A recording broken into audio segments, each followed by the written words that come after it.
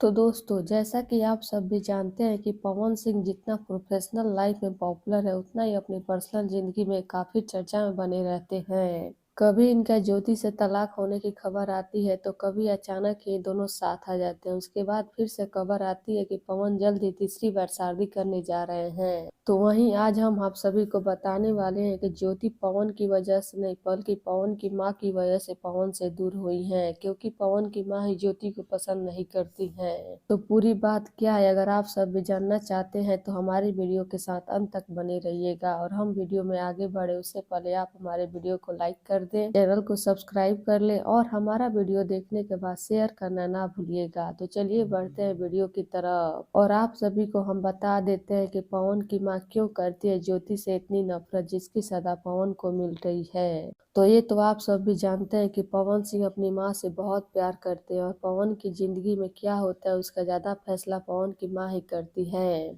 और पवन सिंह का तलाक भी पवन की माँ की वजह से ही हो रहा है, जिसका खुलासा खुद पवन की माँ ही कर दी है। और जब ज्योति से पवन की शादी हुई थी, वो भी पवन की माँ ही चाहती थी, तब भी ज्योति की शादी पवन से हुई थी। जी हाँ, पवन और ज्योति के तलाक की खबर लगभग 3 साल से आ रही है, और कभी दोनों साथ आते हैं तो कभी तलाक लेने के लिए कोर्ट पहुंच जाते हैं। और इसी बीच पवन की माँ भी बड़ी बात बोल दी है। जी हाँ, जब पवन की माँ से पूछा गया कि पवन की जिंदगी में उनकी पत्नी क्यों नहीं है, जब उनका तलाक कैंसिल हो गया है, तो पवन की माँ बोली कि क्यों होगी वो मेरे बेटे की जिंदगी में, वो सब पैसे के लिए आई थी जो लेकर चली गई। और बाकी जो काम बचा है वो भी जल्द ही पूरा हो जाएगा, यानी कि उन दोनों का तलाक हो जाएगा। लेकिन मैं अपने बेटे की दोबारा शादी कराऊंगी फिर से। तो लीजिए, इतनी नफरत करती हैं पवन सिंह की मां ज्योति से। तो अब इस पर आप सभी का क्या कहना है, अपनी राय कमेंट बॉक्स में जरूर दीजिएगा। धन्यवाद, मिलते हैं आपसे अगले वीडियो में।